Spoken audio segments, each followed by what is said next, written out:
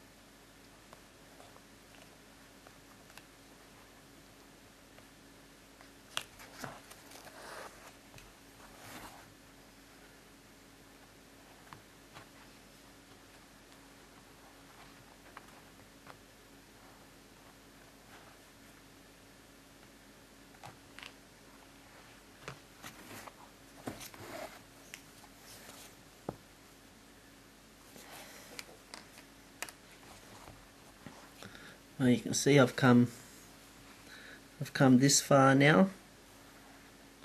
Yeah, so that's what it looks like on the inside basically.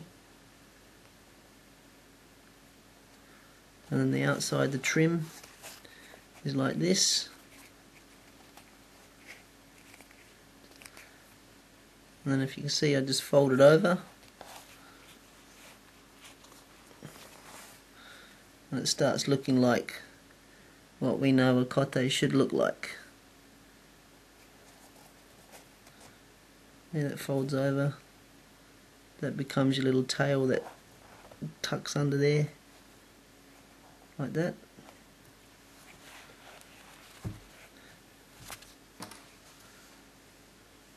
You'll notice there's a bit of a gap in here.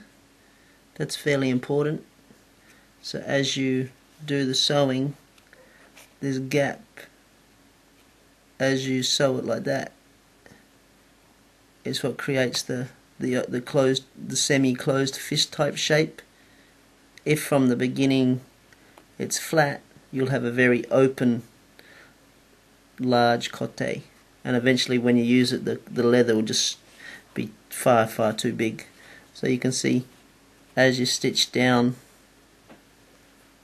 the kote wants to close up and to make that fist.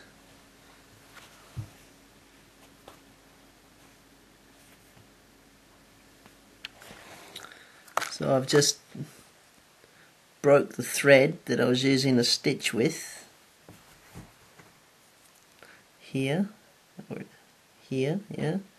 So that's broken. So what you can do is you can unpick it until you can tie it off into a knot, which is a pain in the ass because you've got to go back and then you've got to resew it all. But if you're using the polyester thread, which I always do, you can just light it up, burn it down to a blob, and it's as good as a knot. So I'll just do that now.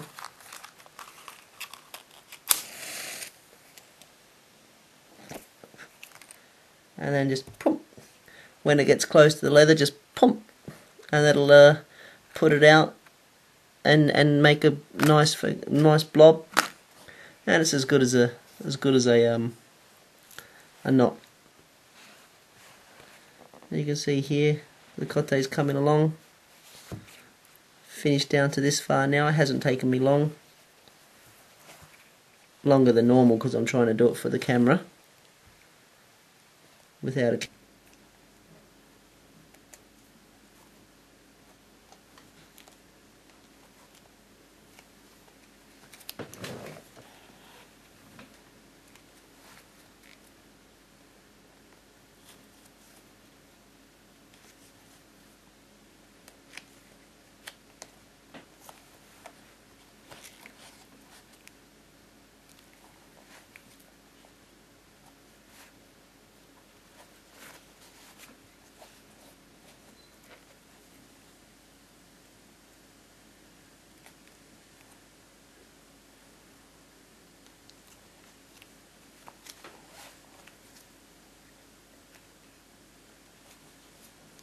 Remember, when you come from the palm side, your stitch is quite close together when you come through to the trim, but then when you stitch from the trim through to the palm, you can make the stitch a bit wider.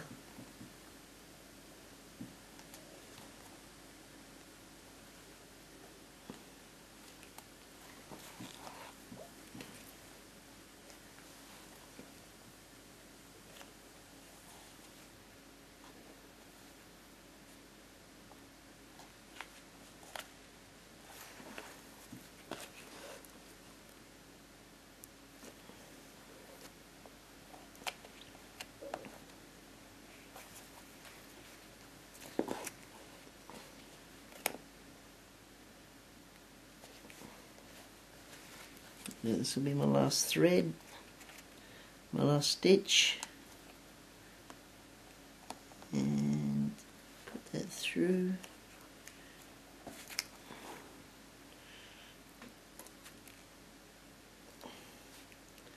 That's basically me finished. I'll just thread that through again and tie it off.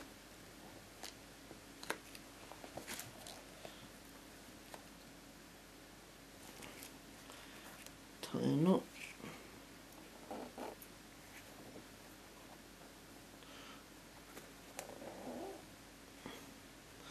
This knot gets covered when you sew the rest of the beading over.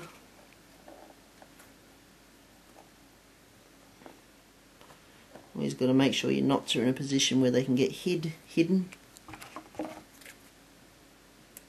And that's that finished. That's what it looks like on the inside.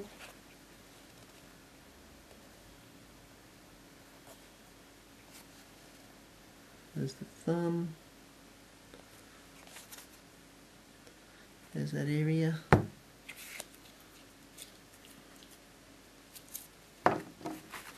Stick my hand in there.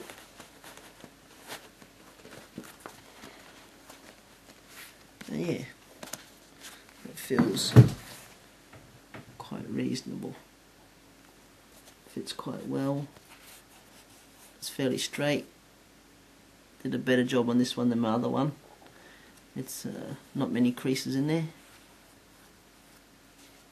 And my last one had a couple of creases in there. Right. Now you're left with these long tails. This one's a bit longer than I need, so I'll just cut that a bit shorter.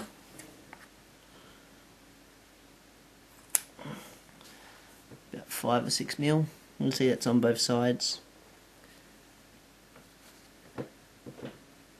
You've got your two little holes where that tail will eventually go through.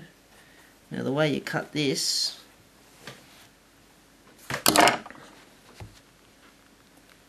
you cut it from the long part, from the outside edge, cut it in, and then you make a bit of a circle and cut it round like that.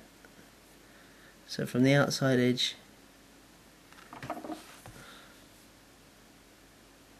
from there like this. It's a bit hard to do this while I'm trying to get the camera on it. Don't want to make a mistake. And you want to start with a point, and then eventually you get to about 6 mil, I guess, 6 millimeters. It's really difficult to do this while trying to get the camera on it. Oh, I need a cameraman.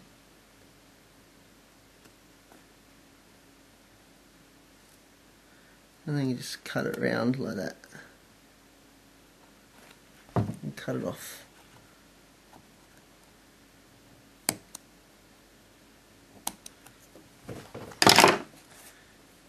So you can see you're left with that kind of shape. And then what happens is when you sew the beading, or when you sew the trim around like that, you can see that wraps around, and then you pull that around like that, and then you pull it out through there and push it in through there, and you can see it's going to look fairly neat. And so that's the trim. and then you fold it over, fold it like that over,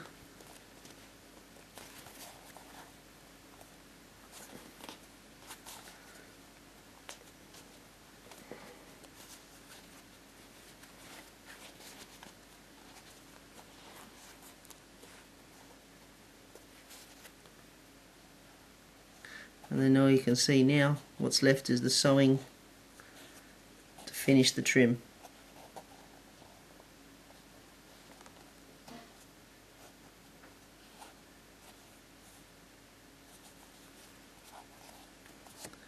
And that's what it looks like once it's folded over.